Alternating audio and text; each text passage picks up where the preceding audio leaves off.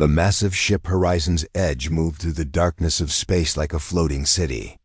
Its metal halls echoed with the voices of thousands of young beings from across the galaxy.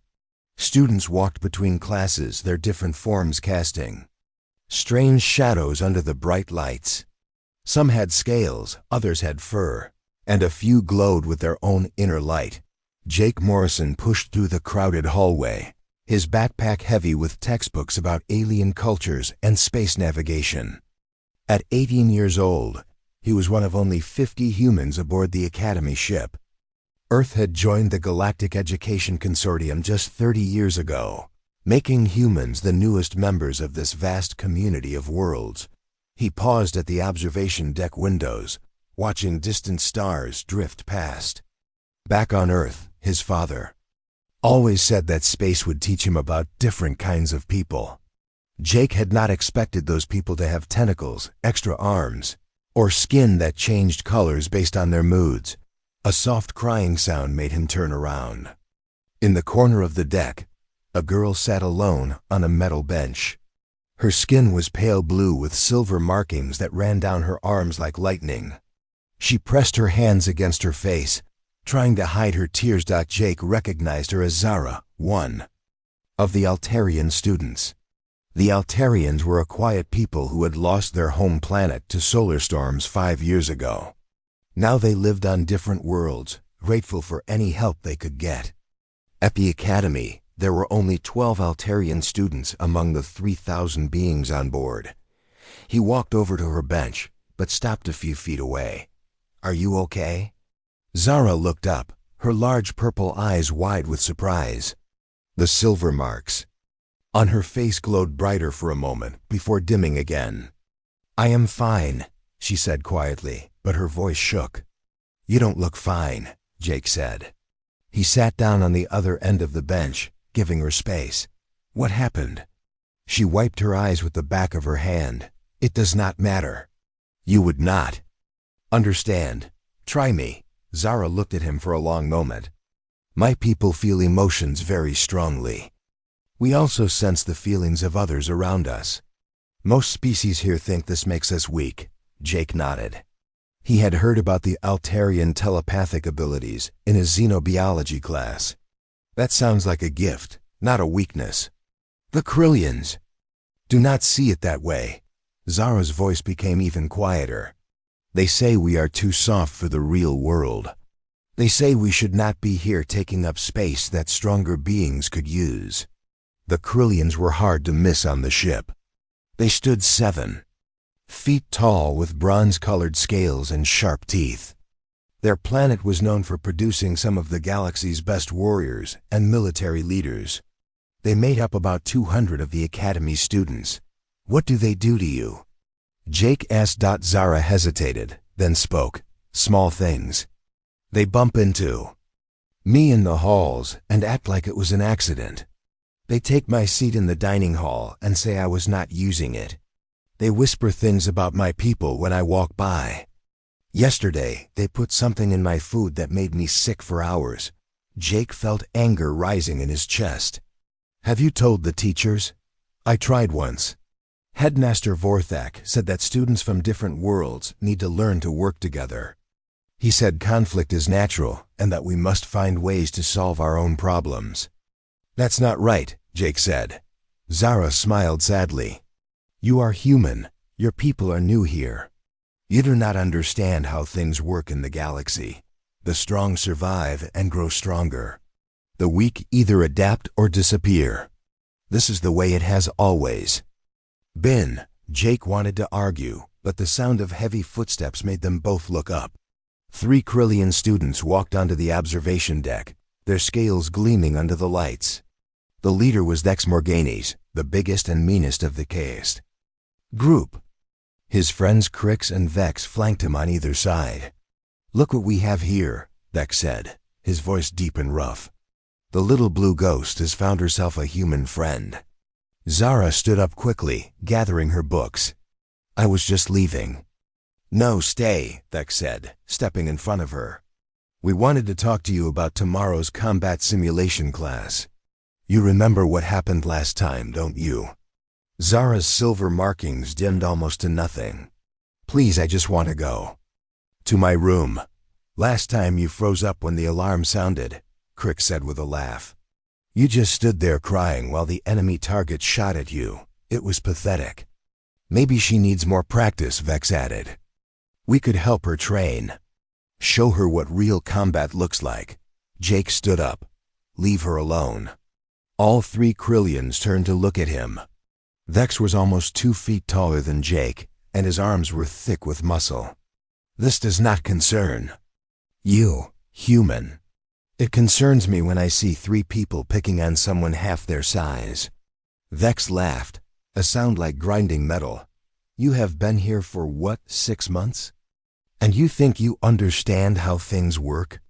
I understand bullying when I see it. Bullying? Vex stepped closer to Jake. This is education. The weak must learn their place, or they will die when they face real danger. We are doing her a favor.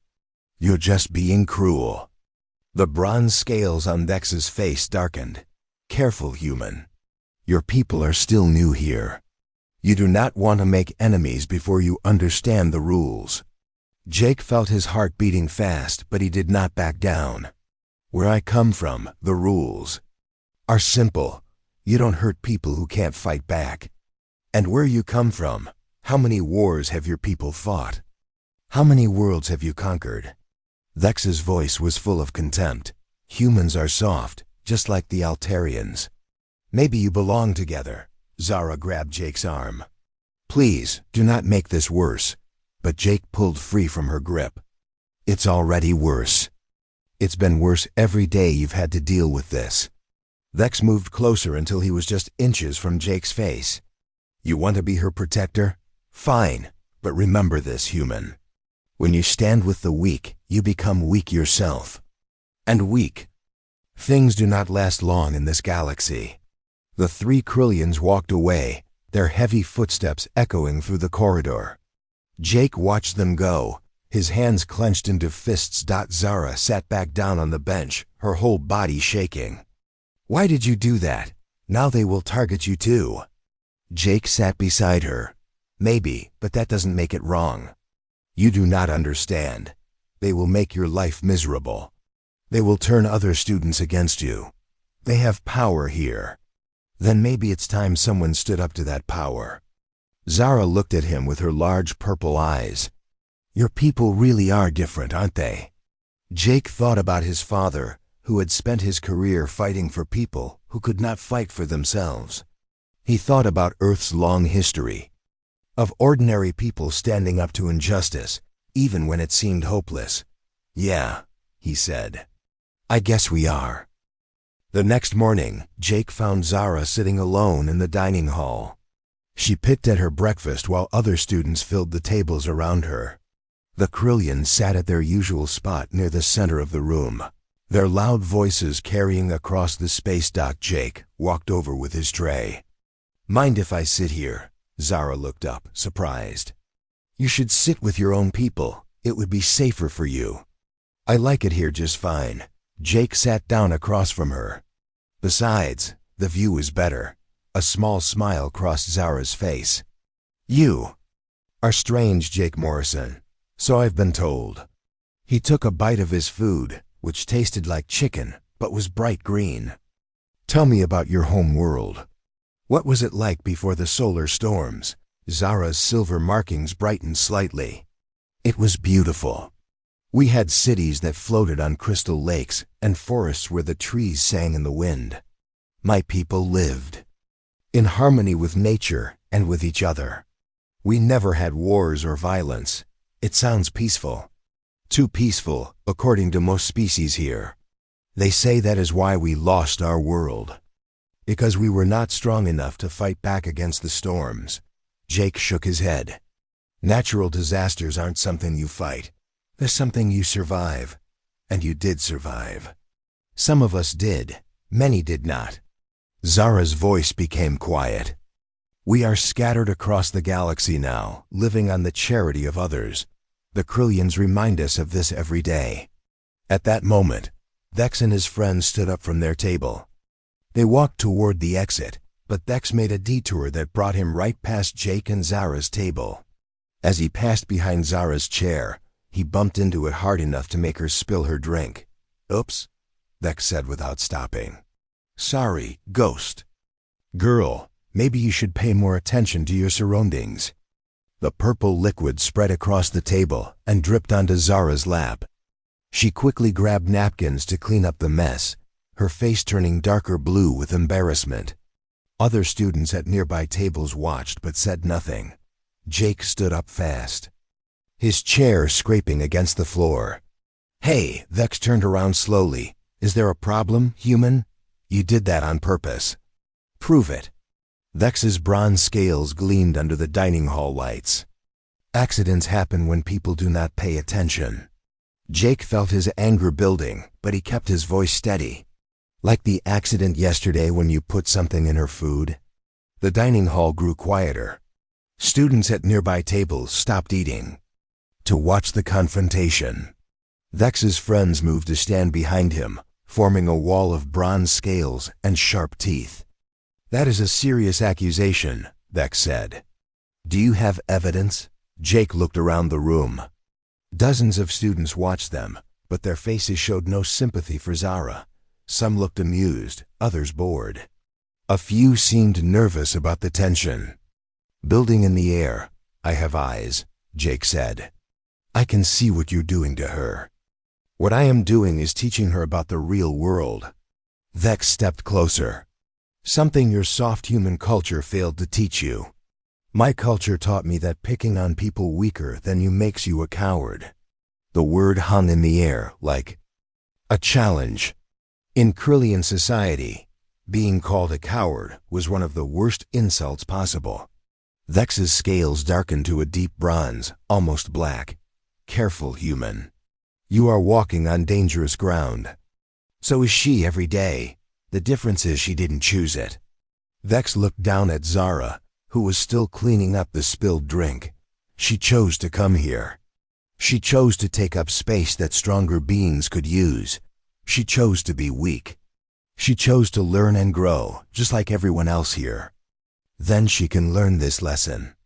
Thex leaned down toward Jake. "When you stand with the weak, you share their weakness. In 3 days, we have our monthly combat simulation. Teams are chosen randomly. If the ghost girl ends up on my team, I will make sure she learns what real strength looks like." With that, Thex and his friends walked away. The dining hall slowly returned to its normal noise level, but Jake could feel eyes still watching him, and Zara finished cleaning the table and looked up at Jake. "You should not have done that. Someone had to." "No, you do not understand. Now he will target you too. He will make your life here miserable." She gathered her books and stood up. "I have dealt with this before. I can handle it. You shouldn't have to handle it alone." Zara paused, her purple eyes studying his face. "Why do you care? You barely know me." Jake thought about how to explain it. "On Earth, we have a saying. The only thing necessary for evil to win is for good people to do nothing." "Evil?" Zara tilted her head. "The Krillians are not evil. They are following their nature. The strong dominate the weak. This is how most species in the galaxy live. Just because something is natural doesn't make it right. Right and wrong are human concepts. The galaxy does not work that way." Jake looked around the dining hall at all the different species eating together. "Then maybe it's time the galaxy learned a better way." Zara stared at him for a long moment. "You really believe that, don't you?" "I have to." That afternoon, Jake went to his human history class. Professor Luna Hartwell was one of the few human teachers on the ship. She had gray hair and kind eyes, and she always encouraged her students to think about how Earth's past could guide their future. "Today we're studying the civil rights movement," she said, pulling up images on the classroom screen. "A time when people stood up against unfair treatment, even when it was dangerous." Jake raised his hand. "Professor, what do you do when standing up for what's right puts you in danger?" Dr. Hartwell looked at him carefully. That's when standing up matters most, Jake. It's easy to do the right thing when it's safe. It takes courage to do it when it's not. After class, Jake stayed behind. "Professor, can I ask you something?" "Of course." "Do you think human values can work in a galaxy full of different species? Or are we just forcing our beliefs on others?" Dr. Hartwell sat on the edge of her desk. "What brought this on?" Jake told her about Zara and the Krillians, about how most students seemed to accept the bullying as natural, about how even Zara believed it was just the way things had to be. "I see," Dr. Hartwell said when he finished. "You know, Jake, when humans first made contact with other species, many of them thought we were weak too. Our refusal to dominate others, our belief in equality, our tendency to help the helpless, they saw these as flaws. Maybe they were right. Maybe we are too soft for this galaxy. Or maybe," Dr. Hartwell said, "we're exactly what this galaxy has been missing." She walked to the window that showed the stars outside. "Every species out there has learned to survive by being stronger than their enemies. But survival isn't the same as living. It isn't the same as building something better." "But what if I make things worse for Zara? What if standing up to the Krillians just makes them hurt her more?" "That's a risk," Dr. Hartwell admitted. "But there's also a risk in doing nothing. Sometimes the only way to stop bullies is to show them that their victims aren't alone." Jake left the classroom with a lot to think about. As he walked through the corridors, he noticed things he had missed before. A small group of furry creatures from the Epsilon Trader species huddled together, looking nervous whenever larger students passed by. A tall, thin being from the Harmony Singer species walked with his head down, avoiding eye contact with everyone. Zara wasn't the only one being pushed around. She was just the one Jake had noticed first. That night, Jake lay in his bunk thinking about his father's work as a lawyer. His dad had always said that fighting for justice was like building a wall, one brick at a time. You couldn't build the whole wall at once, but you could lay the first brick. Jake had already laid his first brick by standing up to Vex in the dining hall. Now he had to decide whether to keep building, even though he didn't know how tall the wall would need to be, or how many people would try to tear it down. Outside his window, the stars continued their ancient dance across the darkness. Somewhere among them were the ruins of Zara's home world, and the thriving planets of the Krillians, and Earth itself, small and blue and stubborn in its belief that things could be better than they were. Jake closed his eyes and made his choice. Tomorrow he would start building the second brick. Jake spent the next 2 days watching and learning. He sat in different parts of the dining hall, walked new routes between classes, and paid attention to things he had ignored before. What he saw made his stomach turn. The bullying was everywhere, but it was hidden in plain sight. The small Epsilon traders were charged extra for food by older students who worked in the kitchen. The peaceful Harmony Singers had their homework stolen and copied, then were threatened with violence if they complained. The insect-like hive workers were treated like servants, forced to clean up messes they didn't make. It wasn't just the Krillians. Students from the apex hunters, the iron claw species, and even some of the plant-based thorn walkers joined in the harassment. They all seemed to agree that the weak deserved whatever happened to them. Jake started carrying a small recording device, something his father had given him before he left Earth. "Evidence is everything," his dad had always said. "You can't fight injustice with good intentions alone." On the second day, Jake caught 3 apex hunters cornering a young Harmony Singer named Lyric in an empty classroom. They were forcing him to sing embarrassing songs while they recorded it on their devices. "Stop," Jake said from the doorway. The apex hunters turned around. They looked like giant cats with golden fur and sharp claws. Their leader, a female named Scar, bared her teeth at Jake. "This is none of your business, human. It became my business when you started picking on someone half your size. He owes us entertainment. His people are supposed to be natural performers." Lyric stood pressed against the wall, his tall, thin frame shaking with fear. His species communicated through beautiful songs, but the apex hunters were making him sing crude jokes and insults about his own people.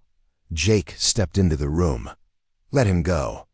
Scar laughed, a sound like purring mixed with growling. "Or what? You'll fight all three of us? If I have to." The other two apex hunters moved to flank Jake, but Scar held up a hand to stop them. Interesting. The soft human thinks he's a warrior. I don't have to be a warrior to know right from wrong. Right and wrong. Scar spat on the floor. Weak. Concepts from a weak species. Jake kept his voice calm. Then why are you afraid to fight me one-on-one? Scar's golden eyes narrowed. Afraid? 3 against 1 seems like pretty good odds for you. Maybe you're not as strong as you pretend to be. For a moment, Jake thought Scar might actually attack him. Her claws extended and her muscles tensed. But then she seemed to remember where they were. This isn't over, human. You can't protect everyone. The 3 apex hunters left, pushing past Jake roughly. Lyric slumped against the wall, his skin changing from pale green to a sickly yellow color. "Thank you," he said in a voice like wind chimes. "But they were right. You cannot protect everyone." "Maybe not," Jake said. "But what if everyone started protecting each other?" That night, Jake found Zara in the library. She sat alone at a corner table, surrounded by books about galactic history and interspecies relations. Her silver markings glowed softly in the dim light. "Studying for the combat simulation?" Jake asked, sitting down across from her. "Trying to." She looked up from her book. "I have been reading about human military tactics. I thought it might help." Jake picked up one of her books. It was about Earth's World War II, full of pictures of tanks and planes and soldiers. "This isn't going to help you in the simulation. Then what will?" "Friends," Jake said. "People who have your back." Zara closed her book. "I told you before.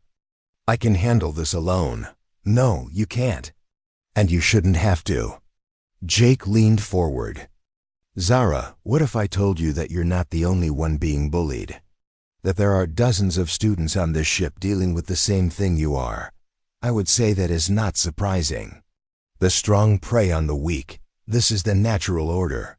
"What? If it doesn't have to be?"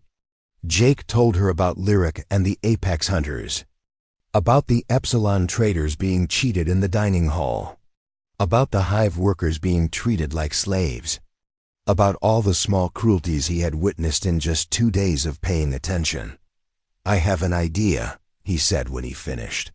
"But I need your help." "What kind of idea?"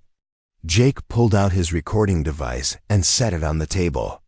On Earth, when people were being treated unfairly, they didn't fight back alone. They organized, they worked together. They made the bullies face all of them at once instead of picking them off one by one. Zara stared at the device. "You want to record the bullying?" "I want to document it. Show everyone what's really happening on this ship.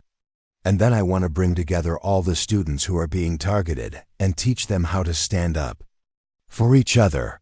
"That is dangerous, Jake. If the bullies find out what you are doing, they'll try to stop us." "I know." Jake met her purple eyes. "But they can't stop all of us if we work together." Zara was quiet for a long moment. Her telepathic abilities let her sense emotions, and Jake wondered what she was feeling from him. Determination? Fear? Hope? "Why?" she finally asked. "Why risk everything for people you barely know?" Jake thought about his father's stories of civil rights lawyers who faced death threats for defending innocent people. About ordinary citizens who risked their lives to help strangers escape slavery. About soldiers who died protecting people they had never met. "Because someone has to," he said, "and because it's right."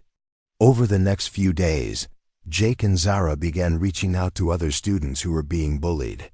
They started small, approaching individuals they had seen being harassed.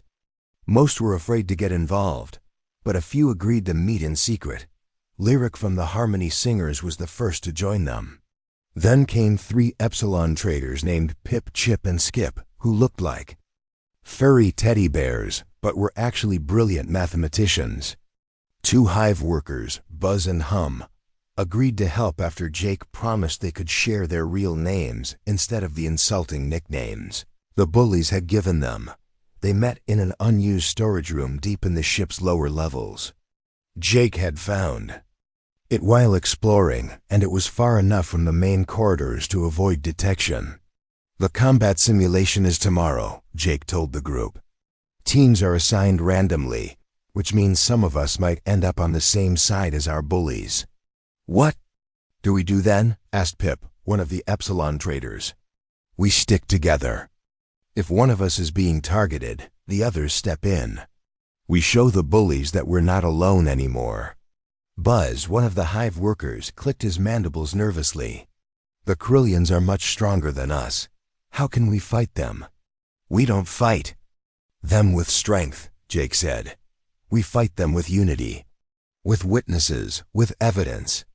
He showed them his collection of recordings. Hours of harassment, threats, and cruelty, all captured on his device. The group watched in silence as the evidence of their shared suffering played out on the small screen. This is what we're up against, Jake said. But this is also our weapon. Tomorrow during the simulation, everyone will be watching. If the bullies try anything, we'll be ready. Zara spoke up for the first time since the meeting began. Jake is right. My people have a saying, a single voice is easily silenced, but a chorus cannot be ignored. What if it doesn't work? Asked Lyric, his voice trembling like sad music. Jake looked around at the faces watching him. Some were scared, others hopeful, all of them tired of being victims. Then at least we'll know we tried. At least we'll know we didn't just give up. As the group prepared to leave, Zara grabbed Jake's arm. Her telepathic abilities were picking up something from the others, and her silver markings glowed brighter than usual. Jake, she whispered, they believe in you. They believe in this. I can feel their hope. Good, Jake said. Because tomorrow we're going to need all the hope we can get. The combat simulation was scheduled for first thing in the morning. Jake lay in his bunk that night, staring at the ceiling and thinking about everything that could go wrong. The bullies outnumbered them. They were stronger and more experienced in combat. The teachers might not care even if they had evidence of harassment, but as he drifted off to sleep, Jake remembered something his father had told him years ago. Son, doing the right thing isn't about winning or losing. It's about standing up when everyone else sits down. It's about being the person you want to see in the world. Tomorrow, Jake would find out what kind of person he really was. The combat simulation arena filled with noise as 300 students gathered for the monthly exercise. The massive room had been transformed into a mock battlefield with metal barriers, elevated platforms, and hidden obstacles. Holographic. Enemies would appear throughout the simulation, and teams would be scored on their ability to work together under pressure. Jake stood with his assigned team, checking his practice weapon one last time. The laser tag device felt heavy in his hands, but not as heavy as the weight in his stomach. He looked around the arena, spotting his allies scattered among different teams. Zara stood 20 feet away with her own group. Her silver markings were dim with nervousness, but she gave Jake a small nod when their eyes met. Across the arena, he could see Lyric with the blue team, while Pip and Chip had been assigned to the green team. Attention, students, came the voice of Commander Stone, the human military instructor who ran the combat exercises. Today's simulation will test your ability to adapt and overcome. Teams will face multiple challenges requiring both individual skill and group cooperation. Jake's team was red. Besides himself, he had been grouped with 2 Krillian students, 1 Iron Claw warrior and a nervous-looking student from the Crystal Shell species. The Krillians were not Thex's closest friends, but Jake could see the cold dislike in their eyes when they looked at him. "Remember," Commander Stone continued, "this exercise is about learning to work with beings different from yourself. In real combat, you must trust your team regardless of species or personal feelings." The arena lights dimmed and colored spotlights marked each team's starting position. Jake's red team took their place behind a metal barrier near the arena's edge. One of the Krillians, a student named Drac, immediately took charge. "Human," Drac said, his bronze scales gleaming under the lights. "You stay in the back and try not to get in our way." "I can handle myself," Jake replied. "We will see." Drac turned to the others. "When the simulation starts, we move fast and hit hard. Leave the weak targets to other teams." The buzzer sounded and chaos erupted throughout the arena. Holographic enemies appeared from hidden projectors, their energy weapons firing bursts of harmless but score-counting light.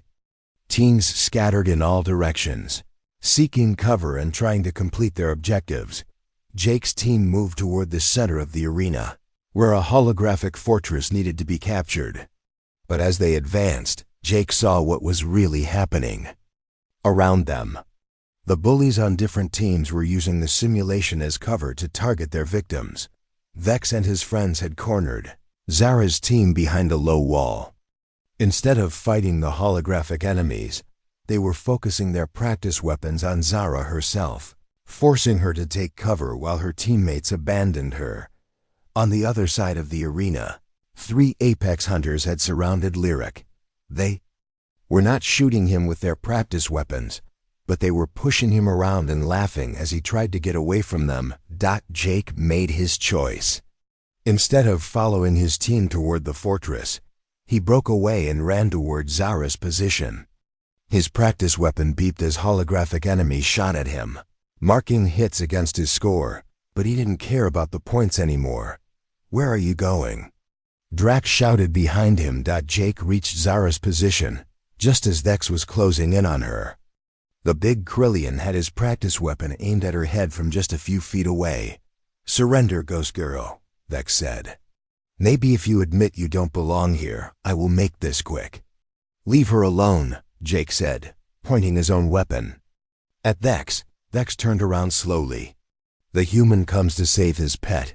How touching. This is supposed to be a team exercise, not a chance for you to bully people.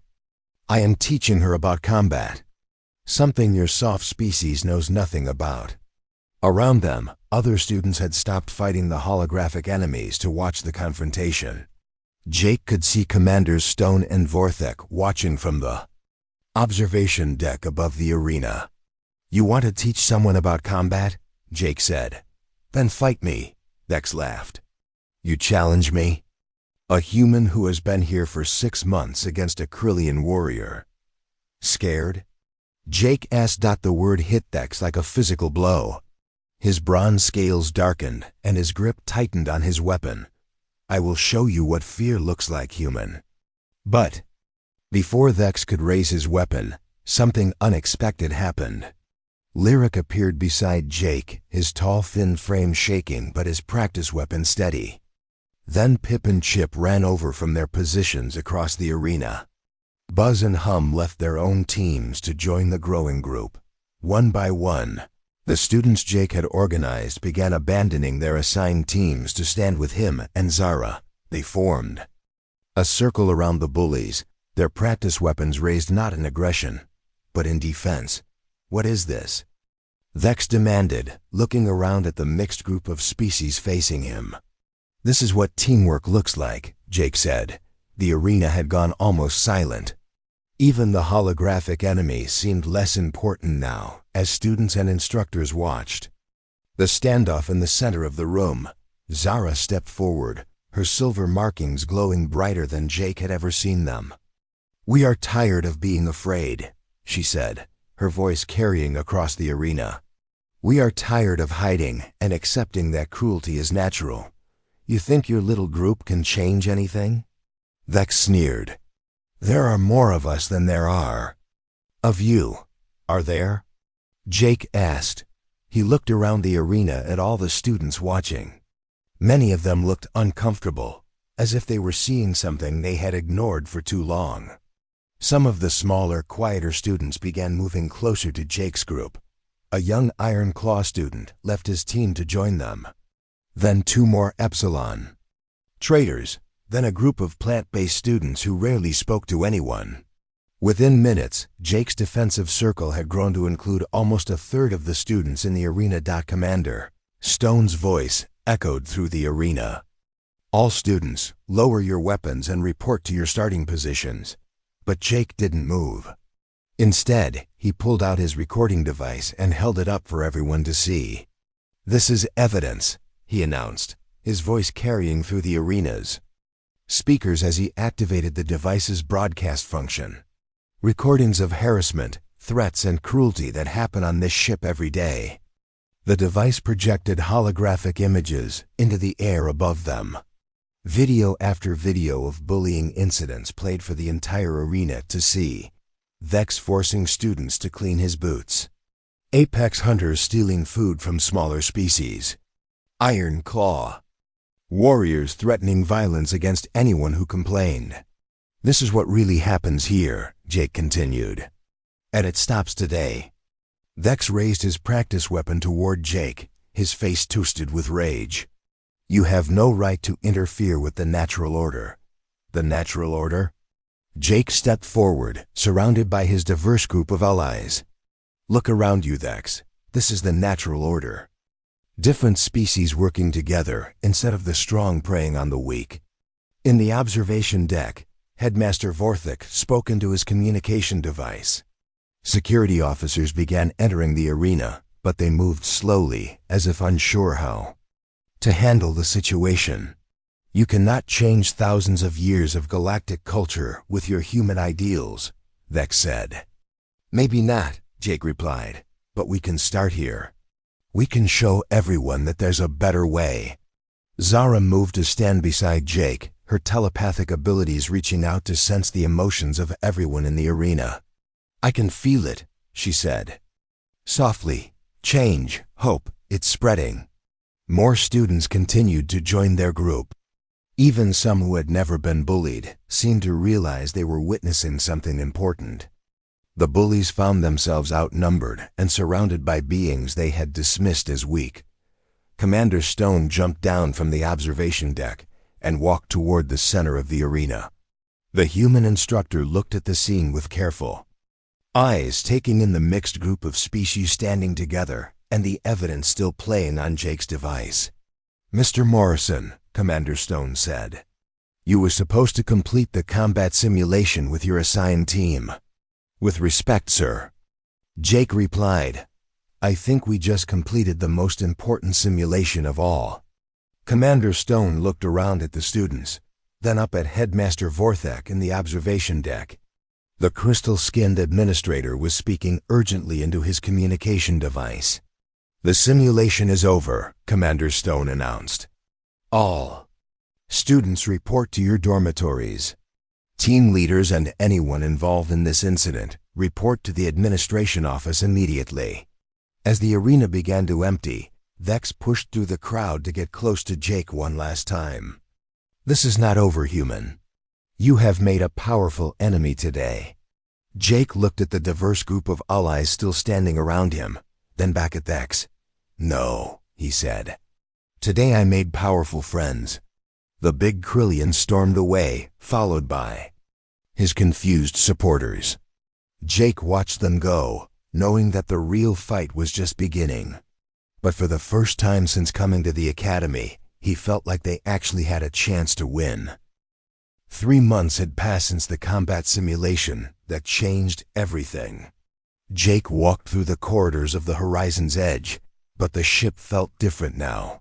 Students from different species sat together in the dining hall.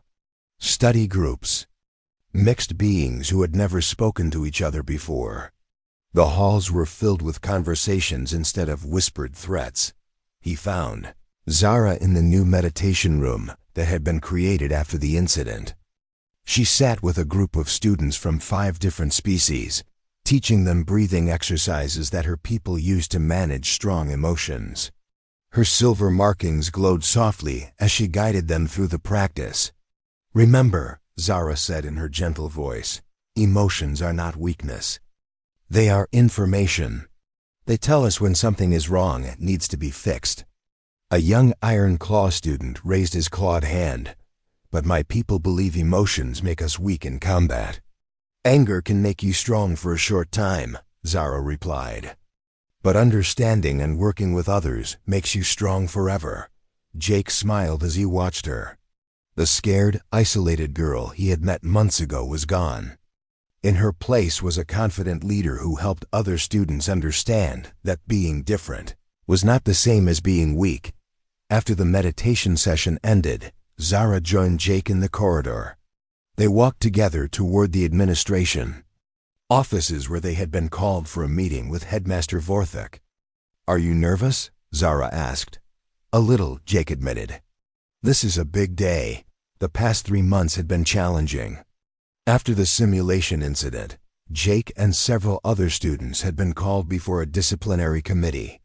Some administrators wanted to punish them for disrupting the exercise and defying their assigned teams.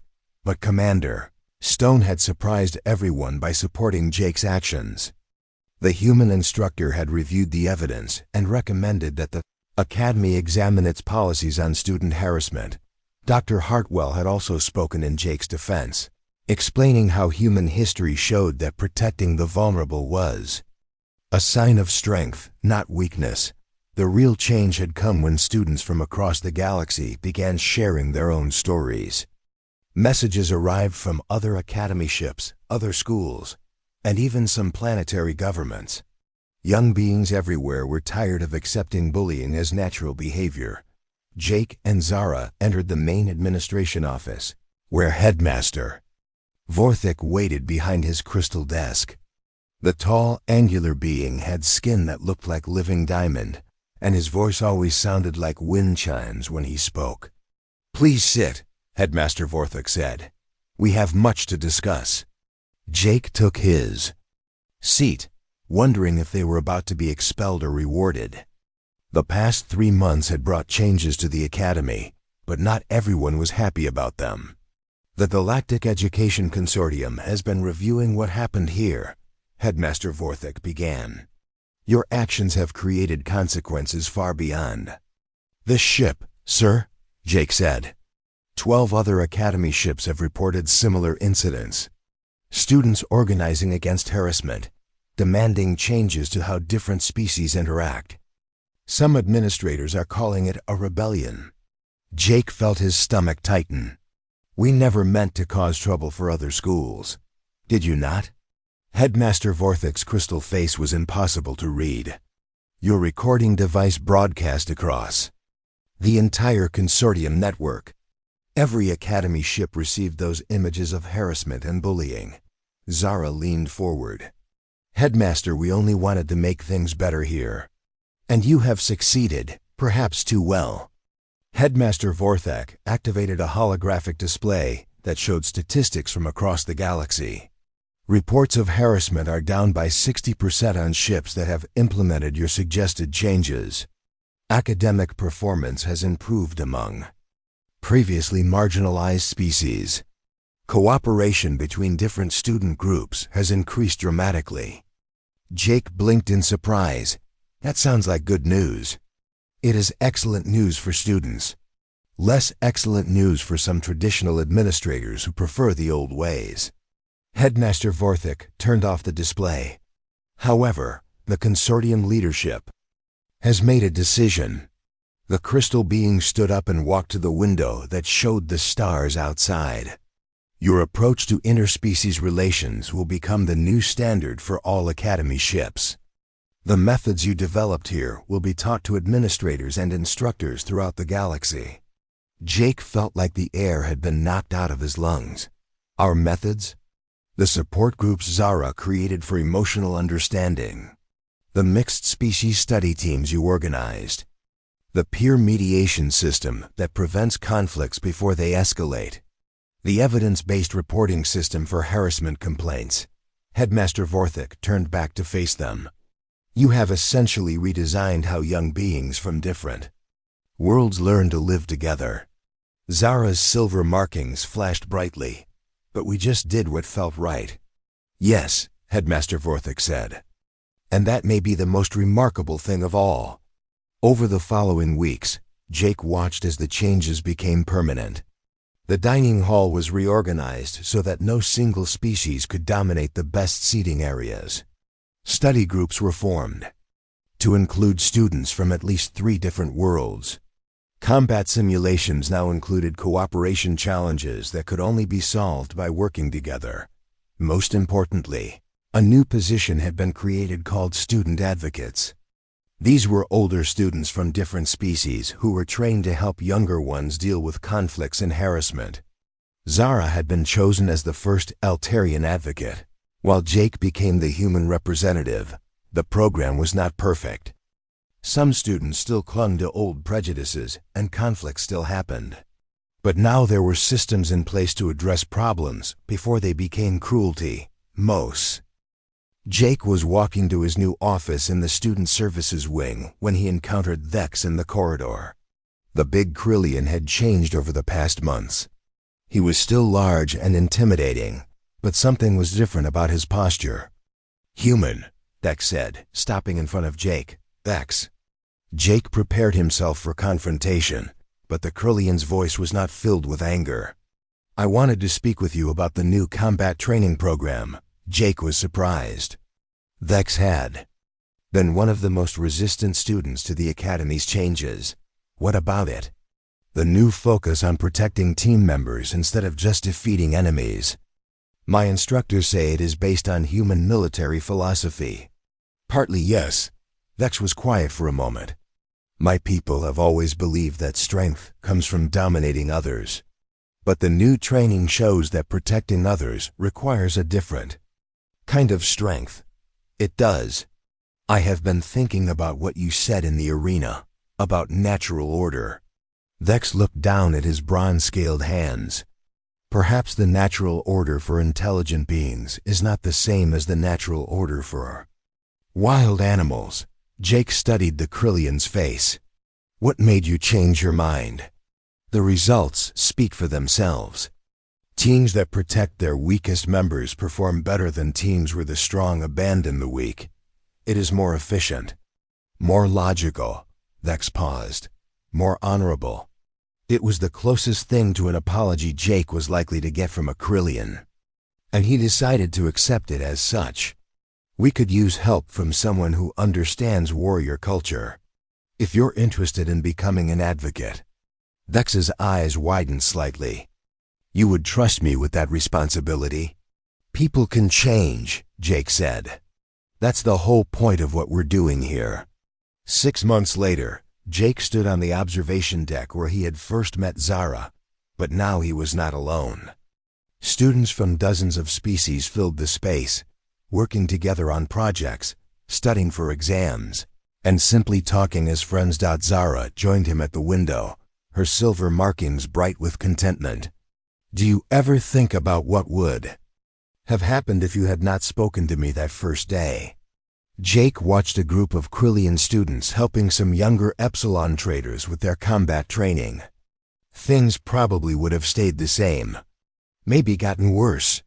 "The human concept of individual responsibility," Zara mused.